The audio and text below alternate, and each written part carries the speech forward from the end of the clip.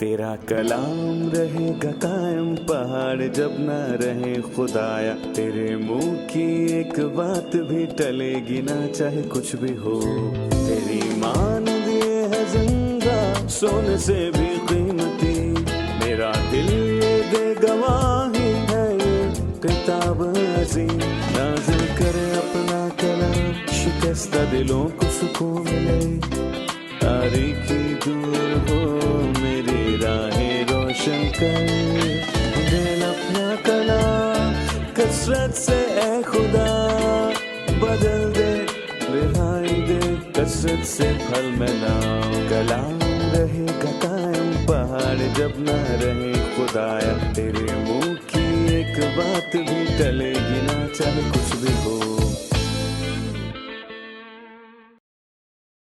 عزیز ناظرین، میں Ayad Zarif آپ تمام دیکھنے والوں کو ہمارے روز کے بائبلی مطالعاتی پروگرام کی نئی قسط میں خوش آمدید کہتا ہوں۔ ابھی ہم ایوب کی کتاب کا مطالعہ کر رہے ہیں جو کہ عہد قدیم کی پہلی نظمی کتاب ہے، اور آج ہم اس کتاب کے 38ویں اور پھر 39ویں باب کا مطالعہ کریں گے۔ اس کے بعد آخری قسط ہوگی۔ ہم ایوب کی آزمائش کی وجہ تک پہنچنے کو ہیں کہ خدا نے ایسی خوفناک آزمائش اس پر کیوں آنے دیں اور اس نے اسے تکلیف کیوں سہنے دی۔ میں سوچتا ہوں کہ خدا نے ایوب کو اتنی پریشانی سے کیوں گزرنے دیا۔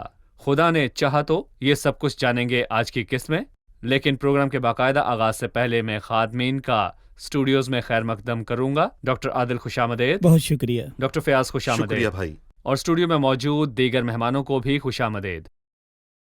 ہم ہر ہفتے ناظرین کے کچھ خطوط کو پڑھتے ہیں، اور کچھ ہی عرصہ پہلے ہم نے اپنے فیس بک پیج پر ایک سوال اٹھایا تھا کہ ایوب کی کتاب آپ کے لیے کیا پیش کرتی ہے، اور بہت سے لوگوں نے ہمیں اپنے جوابات بھیجے اور ہم نے گزشتہ ہفتوں میں انہیں پڑھا بھی، لیکن آج میں کچھ اور جوابات کو بھی پڑھوں گا۔ ہانی نے لکھا ہے کہ میں نے کانوں سے آپ کے مطالعے کو سنا، لیکن اب میری آنکھیں آپ کو دیکھتی ہیں۔ بھائی یوسف کہتے ہیں یہ صبر کی کتاب ہے۔ نوسا النگا کہتے ہیں یہ خوف طاری کرنے والی کتاب ہے جو انسان کے بھیدوں کو ظاہر کرتی ہے، حیران کن بھیدوں کی کتاب اور انہی بھیدوں کا جواب بھی ہے۔ اور پھر مگدہ نبیل نفیس مارکوس کہتی ہیں کہ وہی زخمی کرتا ہے اور اسی کے ہاتھ چنگا کرتے ہیں، وہ حلیموں کو انصاف کی ہدایت کرے گا، ہاں وہ حلیموں کو اپنی راہ بتائے گا۔ لمیس حزان کہتے ہیں ایوب کی ذاتی راست بازی کے مسئلے کا حل ہے۔ اس کے بعد ادوا زکر کہتے ہیں برتن پر کمہار کا کام۔ جان برنابا کہتے ہیں اس کتاب میں درد کی برکتیں ہیں۔ سوزی یوسف کہتی ہیں آزمائش اور فتح، درد اور جلال، شیطان کی جنگ اور طاقت اور خدا کی فتح۔ شکریہ ان پیغامات کے لیے، خداوند آپ سب کو بہت برکت دے۔ ڈاکٹر فیاض، میں چاہوں گا کہ آپ مجھے 38ویں اور 39ویں ابواب کے متعلق کچھ بتائیے، پیشتر اس سے کہ ہم اس کا تفصیلی مطالعہ شروع کریں۔ ہمیں الیہو کے ایوب کے 37ویں باب کے آخری الفاظ تو یاد ہی ہیں کہ ہم قادر مطلق کو پا نہیں سکتے، اور ہم اپنے ذہن سے باتوں اور کاموں سے سمجھ نہیں سکتے کہ خدا کون ہے، لیکن ضرورت ہے کہ خدا ہم سے کلام کرے اور ہمیں اپنے متعلق مکاشفہ بخشے، کیونکہ جب خدا مکاشفہ عطا کرتا ہے تو ہم سمجھ سکتے ہیں کہ خدا آخر کون ہے۔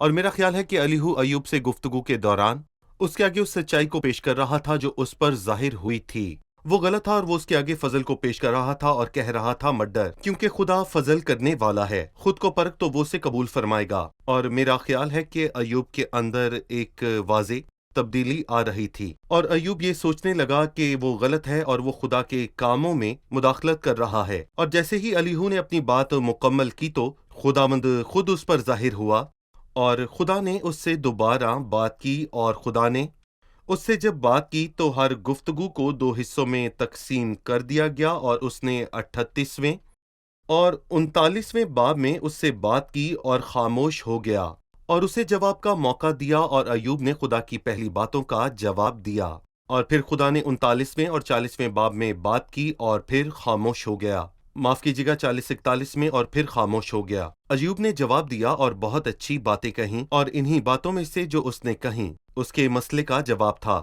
اور میں کہوں گا کہ ہر بار جب خداوند نے بات کی تو وہ اس سے ایک اچھے اور لطیف انداز میں پیش آیا، اور یہاں میں یہ کہنا چاہوں گا کہ ایسا لگتا ہے کہ جیسے اس کے طریقے میں ایک طنز ہے، لیکن ایک باوقار، سنجیدہ اور شفاف طنز۔ اور دوبارہ اس نے اس سے یہ کہا کہ گویا خداوند نے کہا ایوب نے خود کو قاضی مقرر کیا، سو میں چاہتا ہوں کہ تو مجھے سکھائے، سو میں تجھ سے سوال کرتا ہوں۔ اور اس نے اس سے کہا کہ مرد کی طرح کمر کس لے، اپنی مرد کمر کی کس لے اور مجھ مانند، سے اور بات اس کر۔ نے اس سے کہا کہ وہ اس کے سوالوں کا جواب دے۔ تو یہاں پر میں یہ بتانا چاہوں گا کہ پہلی بار خداوند نے ایوب سے 14 سوالات پوچھے، اور میں کہوں گا کہ وہ تمام 14 کے 14 سوالات 2 حصوں میں تقسیم کیے گئے، اور یہاں پر پہلے حصے میں 7 سوالات ہیں جو کہ خداوند کی فطرت، قوت، کائنات، آسمان، کہکشاں اور ستاروں کے حوالے سے ہیں، خداوند کی عظیم فطرت اور طاقت۔ اور میں تصور کر سکتا ہوں کہ ایوب خود پر شرمندہ تھا اور وہ کچھ نہیں جانتا تھا۔ اس کے بعد خداوند نے اسے آسمان، ستارے، سیارے، بارش اور سورج کے بڑے معاملات کے متعلق کچھ نہ پوچھا، اس نے بڑے نہیں چھوٹے معاملات کے بارے میں پوچھا۔ اور میں کہوں گا کہ اگلے 7 سوالوں میں اس نے اسے کمزور مخلوق جیسے شترمرغ اور کووں پر اپنی عنایت کے حوالے سے سوالات کیے کہ کیا تو مجھے بتا سکتا ہے کہ میں بڑے کام کیسے کرتا ہوں؟ نہیں۔ تو ٹھیک ہے، مجھے بتا میں نے چھوٹے چھوٹے کام کیسے کیے؟ نہیں۔ تو کچھ نہیں جانتا۔ خداوند نے نہیں کہا، لیکن وہ کچھ بتانا نہیں چاہتا۔ خدا کے کاموں کی عدالت کر سکتا ہے، اور میں تصور کر سکتا ہوں ایوب شرمندہ تھا اور اپنا منہ ہاتھوں سے چھپا رہا تھا۔ وہ شرم کے مارے اپنے ہاتھ اپنے منہ پر رکھتا ہے، لیکن ہم اس کے بارے میں بعد میں بات کریں گے۔ یہاں پر ہم ایک وقفہ لیں گے اور واپس آ کر اپنے مطالعے کو آگے بڑھائیں گے۔ عزیز ناظرین، ملتے ہیں ایک چھوٹے سے وقفے کے بعد، ہمارے ساتھ رہیے۔ کس نے مطالعے کے مصنف ڈاکٹر میگی سے کہا میں ایمان نہیں لا سکتا، سو میگی نے اسے جواب دیا کہ ایمان لانے سے تجھے کون روکتا ہے؟ کیا تو ایمان نہیں رکھتا کہ مسیح تیری خاطر موا اور جی اٹھا؟ اس شخص نے جواب دیا ہاں میں ایمان رکھتا ہوں، لیکن میں تخلیق کو نہیں سمجھتا، اور میں یہ نہیں سمجھتا کہ یونا اس بڑی مچھلی کے پیٹ میں زندہ کیسے رہا، اور میں نوح کے کشتی بنانے اور مسیح کے معجزات کو نہیں سمجھتا۔ افسوس ہے عزیز ناظرین، اس آدمی نے اپنی کم عملی کے باعث خدا کے دوسرے معاملات میں مسیح پر ایمان لانے کے فضل سے خود کو محروم کر لیا۔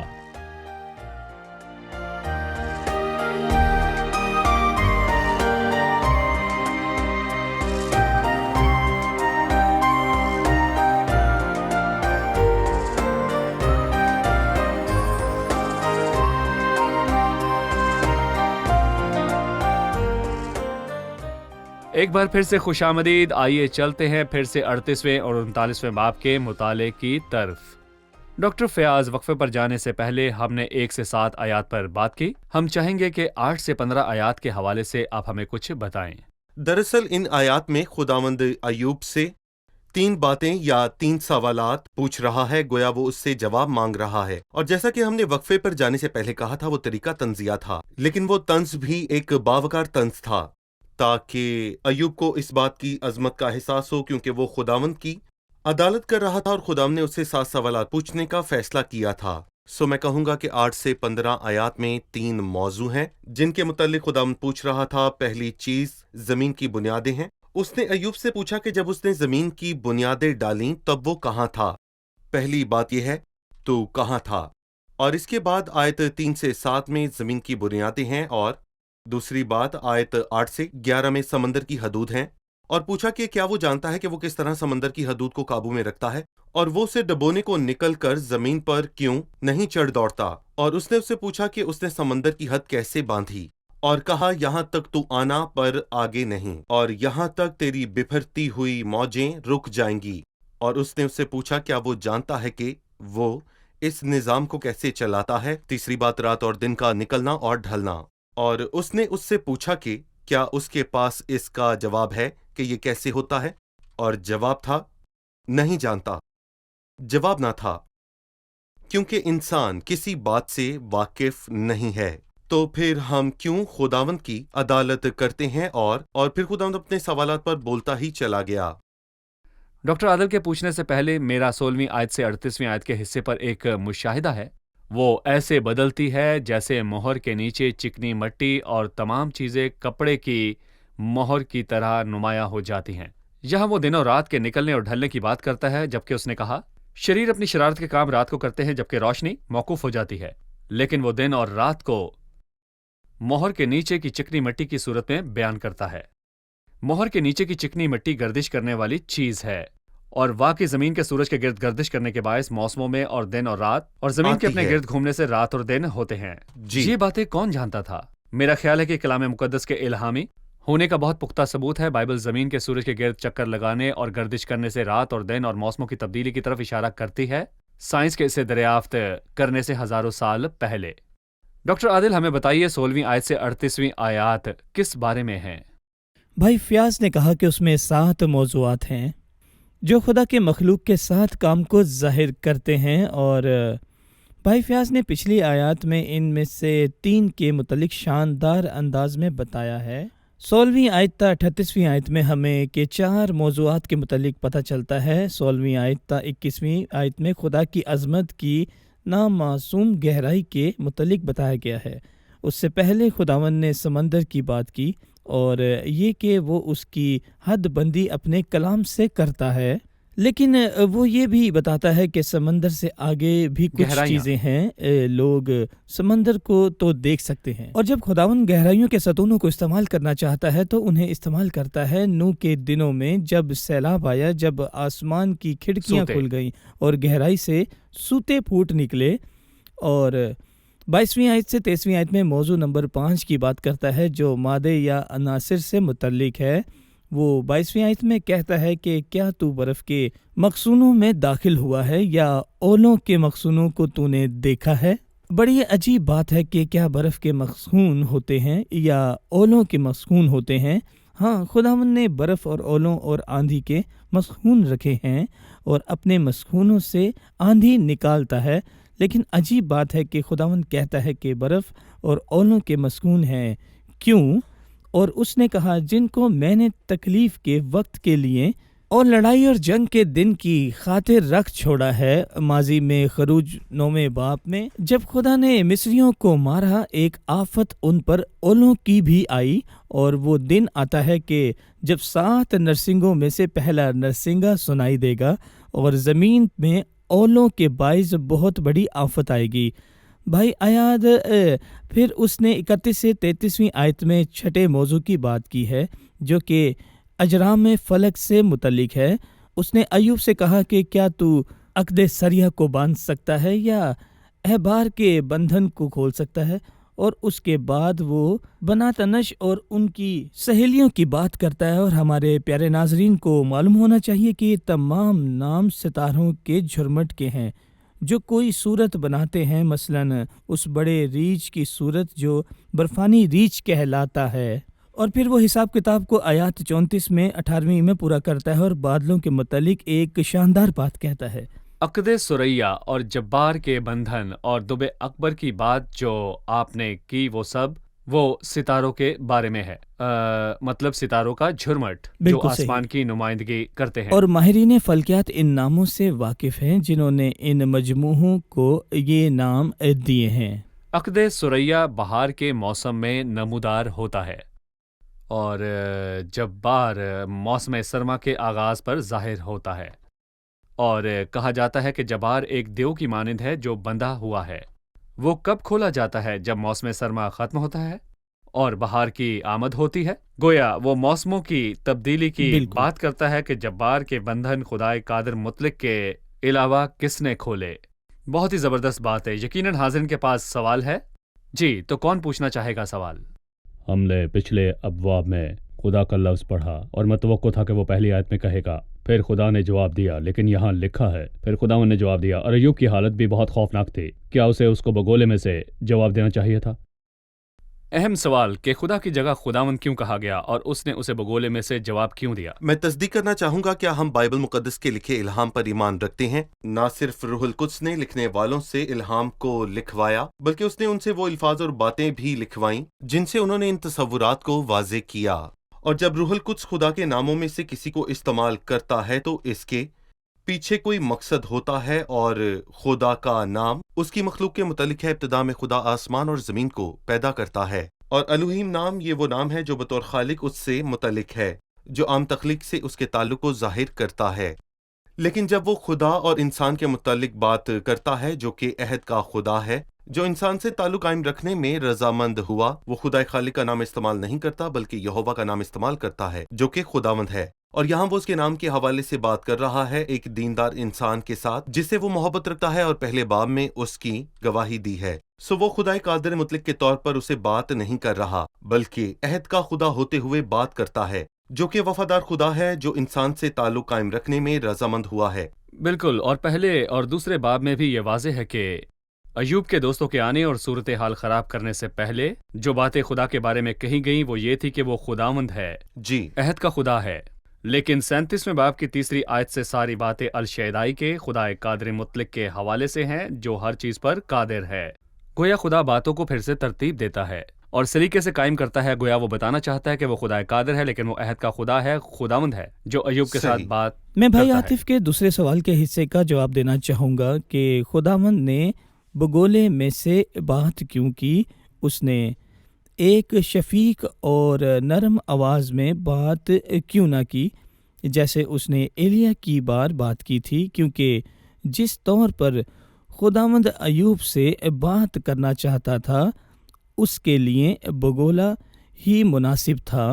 اور ایک اور بات ہے بھائی عادل کہ بگولے کا زور آپ سے اس کپڑے کو اڑا کر دور لے جا سکتا ہے جسے آپ نے لپیٹ رکھا ہے، اور اس نے ذاتی راست بازی کے کپڑے کو لپیٹ رکھا تھا، سو اسے ایک نرم اور شفیق آواز کی نہیں بلکہ ایک بگولے کی ضرورت تھی، وہ آندھی جو اس لباس کو اڑا کر اس سے دور لے جائے۔ ڈاکٹر فیاض، ابھی تک ہم 38ویں باب پر ہی ہیں، لیکن اب ہم چاہیں گے کہ آپ 39ویں باب کی 8ویں آیت سے 39ویں آیت کے متعلق ہمیں بنیادی باتوں کے متعلق بتائیں۔ ہم نے کہا کہ خدا کا پہلی بار کلام کرنا 2 حصوں میں منقسم ہے، اور میں یہاں پر یہ بھی کہہ سکتا ہوں کہ پہلا حصہ 7 سوالوں اور 7 موضوعات پر مشتمل ہے، اور خداوند ایوب سے کہہ رہا تھا میں تجھ سے سوال کروں گا تو مجھے جواب دے گا۔ وہ خداوند کی عدالت کر رہا تھا، اور پہلا حصہ خداوند کی قدرت اور تخلیق اور نظام کو چلانے کے حوالے سے ہے۔ پھر وہ دوسرے موضوع پر جاتا ہے جو کہ خدا کی کمزور مخلوق پر عنایت اور مہربانی کا حصہ ہے۔ ایوب بڑے موضوعات سے متعلق سوالات کا جواب دینے سے قاصر تھا، سو خدا نے چھوٹی چھوٹی باتیں پوچھنا شروع کی۔ اس نے 7 چیزوں کے متعلق پوچھا کہ کمزور اور بے بس مخلوق کا خیال کون کرتا ہے، اور اس نے اس کے آگے 7 موضوع رکھے، آیت 39 سے 41 میں اس نے اس سے پوچھا کہ شیر کے بچوں اور پہاڑی کوے کے بچوں کے متعلق پوچھا، اور اس نے پوچھا جانوروں میں سے جو سب سے طاقتور ہے اور پرندوں میں سے جو سب سے کمزور ہے ان کی حفاظت کون کرتا ہے، اور شیرنی کے بچوں اور پہاڑی کووں کے بچوں کا خیال آخر کون رکھتا ہے؟ کیا ایوب جانتا تھا؟ نہیں، وہ نہیں جانتا تھا اور کچھ نہیں کہہ سکتا تھا۔ اور پھر اس نے شیرنی کے بچوں کے متعلق پوچھنے کے بعد پہاڑی بکری کے متعلق پوچھا، اور آیت 1 تا 4 39ویں باب میں تو کیا جانتا ہے؟ اس نے اس سے پوچھا کہ کیا تو جانتا ہے کہ پہاڑی بکری کب بچے دیتی ہے، یا جب ہرنیاں بیاتی ہیں تو کیا تو اس کو دیکھ سکتا ہے؟ کیا تو جانتا ہے کہ پہاڑ پر اس عمل میں مدد کون کرتا ہے؟ نہیں۔ اور پھر اس نے اس سے پوچھا کہ بتا کہ جنگلی گدھے کے بند کس نے کھولے، اور اس حصے میں اس نے تیسری مرتبہ اس سے جانوروں کے متعلق پوچھا، وہ جانور جو کہ ہنسی اور خوشی مناتے ہیں۔ ہم جانوروں کی آزادی کو دیکھ سکتے ہیں، جنگلی گدھا ہنس رہا ہے، اور ہم اگلی آیت میں پڑھتے ہیں کہ شتر مرغ بھی ہنستا ہے اور گھوڑا بھی ہنستا ہے۔ جانوروں کے اندر سے پھوٹنے والی خوشی کی شوائیں ہیں، اور میں کہوں گا کہ ان میں کوئی غم نہیں، غم اور دکھ بس ہمیں ہوتا ہے، جی، لیکن پرندوں کو کوئی غم وہ کل کی نہیں بات کی ہوتا، فکر نہیں کرتے۔ اور میں کہوں گا یہ کمال کی بات ہے۔ سو اس نے پوچھا کیا تو بتا سکتا ہے کہ مزاج کے لیے ذمہ دار کون ہے؟ یہ 3 سوالات ہیں، لیکن ہم باقی حصہ بھی ضرور سنیں گے۔ ان سوالات کے بعد ایوب کے اندر چھوٹا ہونے کا احساس جاگا۔ صحیح، ہم ایک وقفے کے بعد مہمانوں کے سوالات کے ساتھ حاضر ہوں گے۔ عزیز ناظرین، ایک چھوٹے سے وقفے کے بعد دوبارہ حاضر ہوں گے۔ آپ بہت بڑا موقع گوا رہے ہیں، کیونکہ یہ وہ واحد کتاب ہے جس میں خدا اپنے متعلق باتوں کو ظاہر کرتا ہے، وہ ہمیں تفصیلاً بتاتا ہے ہر اس چیز کے متعلق جس سے وہ ہم سے چاہتا ہے، اور اپنے متعلق ہر بات کو ظاہر کرتا ہے۔ میں اس سے کہنا چاہوں گا کہ جیسے جسم کو दिन में 3 बार खाना दिया जाता है, लिहाजा रूह को भी ग़िज़ा की ज़रूरत होती है और ये ग़िज़ा कलाम है। मैं उससे कहूँगी कि ये एक कलाम है, खुदावंद का पैगाम आपके लिए एक ज़ाती पैगाम, जिससे आप खुदा की सोच से वाकिफ़ होते हैं कि वो आपसे क्या चाहता है और आपकी ज़िंदगी का क्या मकसद है। बाइबल से दूर रहना जिंदगी का सबसे बड़ा नुकसान है। दुनिया में ऐसी कोई किताब नहीं है जो हजारों साल पढ़ी जाने के बाद भी नई हो। ये वाहिद किताब है जो इंसानों की जिंदगियों को बदलाव की तरफ लाती है। मैं उस शख्स से कहूँगी कि वो एक बहुत बड़े लुत्फ से महरूम है। एक मौका है खुदा के कलाम में डूबने और उसे बेहतर तौर पर जानने का। ये आपकी जिंदगी में बड़े बदलाव को लाती है।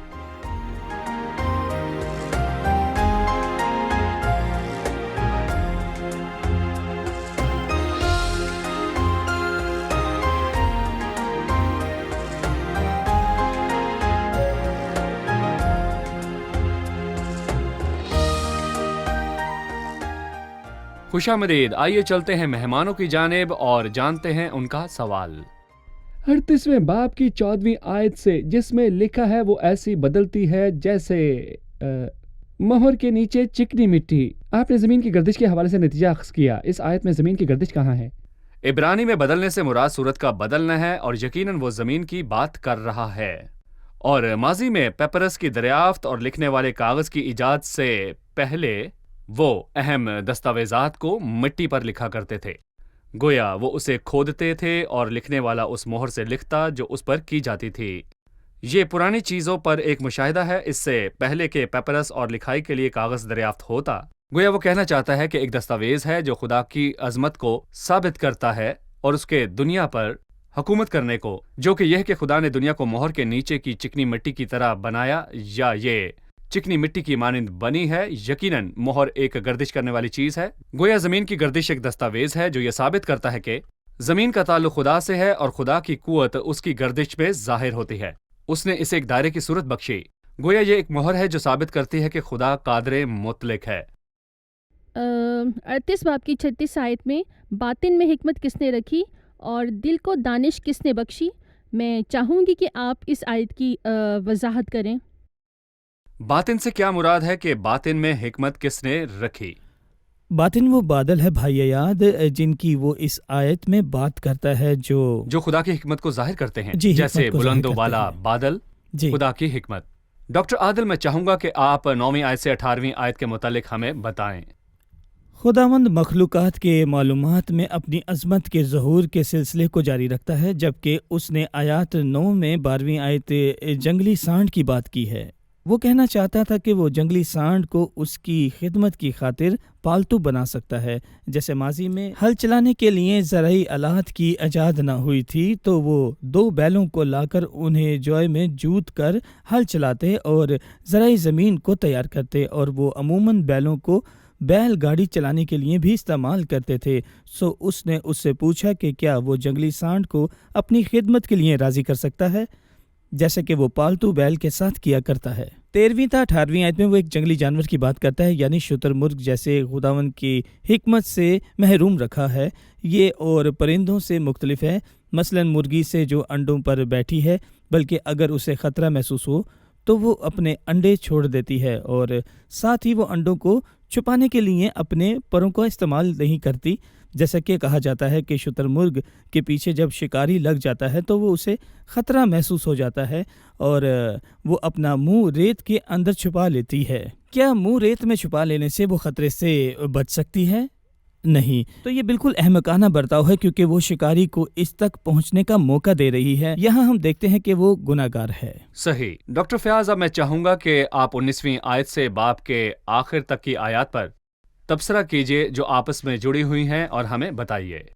इस हिस्से में खुदावंद घोड़ों की परवाह करने की बात करता है आयत 19 से 25 में, और वो घोड़ों को ऐसी दलेरी बख्शता है कि वो डरना नहीं जानते, वो खौफ पर हंसते हैं और वो जंग के वक्त के आने की ख्वाहिश करते हैं, और जैसे ही वो सरदारों की ललकार सुनते हैं तो समझ जाते हैं कि जंग छिड़ चुकी है। वो लड़ाई को दूर से महसूस करते हैं, उसे खौफ नहीं, वो हंसता है। और फिर आयत 26 से बाब के आखिर तक वो 2 किस्म के परिंदों की वाज़ेह बात करता है, शहीन और अकाब की, कि शहीन और अकाब पर किसका इख्तियार है, कौन इनके बच्चों की देखभाल करता है और कौन इनका रास्ता बनाता है।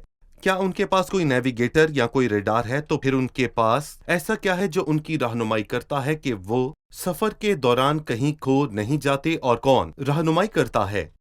اور میں کہوں گا کہ ان 14 سوالوں کا جواب یہی ہے کہ میں کچھ بھی نہیں جانتا۔ صحیح، شکریہ، خداوند آپ کو برکت دے۔ آنے والی قسط میں جو کہ ایوب کی کتاب کی آخری قسط ہے، اپنے مطالعے میں آگے بڑھیں گے اور مزید کچھ سیکھیں گے۔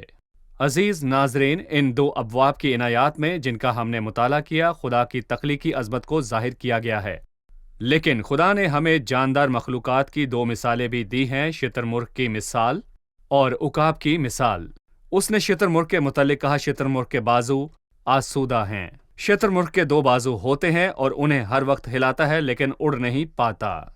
اور اس سے مجھے ان لوگوں کے متعلق پتہ چلتا ہے جو چرچز میں تو جاتے ہیں لیکن بغیر تبدیلی کے لوٹ آتے ہیں، یا وہ لوگ جو ہر وقت دعا کرتے رہتے ہیں لیکن تبدیل نہیں ہوتے، یا وہ جو خداوند کو جانتے اور اس کی عبادت کرتے ہیں لیکن ان کی زندگیاں نہیں بدلتی۔ شتر مرغ کے بازو لہراتے ہیں، اور اگر وہ انہیں دہائیوں تک لہراتا رکھے تو بھی وہ اڑ نہیں سکتا۔ لہٰذا پھر سے سوچیں، پھر سے غور کریں کہ آپ کا چلنا، رفاقت اور دعائیں آپ کو بدل کیوں نہیں پائے۔ شاید آپ غلط طور پر دعا کر رہے ہیں، شاید آپ غلط طور پر عبادت کر رہے ہیں، آپ کے بازو آپ کو کھڑا نہیں رکھتے، اڑنے کے قابل نہیں بناتے۔ لہٰذا اس غیر مؤثر شتر مرغ کی طرح مت بنے، بلکہ عقاب کی مانند بنے۔ وہ عقاب جو بلندی پر اڑتا ہے اور اپنا گھونسلہ اونچا بناتا ہے اور سورج کی طرف دیکھتا ہے، جس کے بچے خون پر پلتے ہیں۔ اگر آپ کا تعلق مسیح کے ساتھ ہے، جس کی بنیاد اس کا بہایا ہوا خون ہے، تو آپ کا مقام پہاڑ کی اونچائی پر ہوگا۔ اگر آپ کا تعلق مسیح کے ساتھ ہے تو آپ کا مقام بہت بلند و بالا ہوگا۔ مسیح کے ساتھ تعلق کے بغیر آپ شتر مرغ کی مانند ہیں، آپ ساری زندگی ہاتھ ہلاتے رہ جائیں گے لیکن آپ کبھی بھی اڑ نہ پائیں گے۔ لہٰذا انتخاب کریں کہ آپ کو شتر مرغ بننا ہے یا پھر عقاب۔ مسیح کے ساتھ آپ اونچائی پر اڑ سکتے ہیں، نہ صرف اپنا گھونسلہ چٹان کی بلندی پر بنانے کے لیے، بلکہ جب آپ مسیح کو قبول کرتے ہیں تو آپ خدا کے فرزندوں میں شامل ہو جاتے ہیں اور آپ کا مقام اور گھر آسمان کی بلندی پر ہوتا ہے۔ آنے والی قسط میں آپ سے پھر ملاقات ہوگی، جو کہ ایوب کی کتاب کی آخری قسط ہوگی۔ ہم دیکھیں گے کہ ایوب خداوند کو کیا جواب دیتا ہے، کیا وہ پھر بھی روتا اور بغاوت کرتا رہے گا؟ آنے والی قسط میں ہم یہ جانیں گے۔ خداوند آپ کو برکت دے۔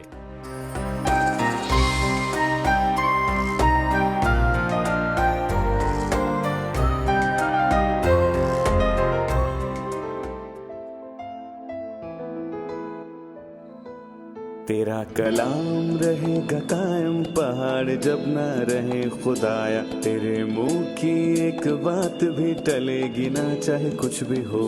تیری مان دیے ہے زندہ، سونے سے بھی قیمتی، میرا دل یہ دے گواہی ہے، یہ کتاب عظیم نازل کرے اپنا کلام، شکستہ دلوں کو سکون ملے، تاریکی دور ہو میری راہیں روشن کر، دل اپنا کلام کثرت سے اے خدا بدل دے، رہائی دے کثرت سے پھل ملاؤ۔ کلام رہے گا قائم، پہاڑ جب نہ رہے خدایا، تیرے منہ کی ایک بات بھی ٹلے گی نہ، چاہے کچھ بھی ہو۔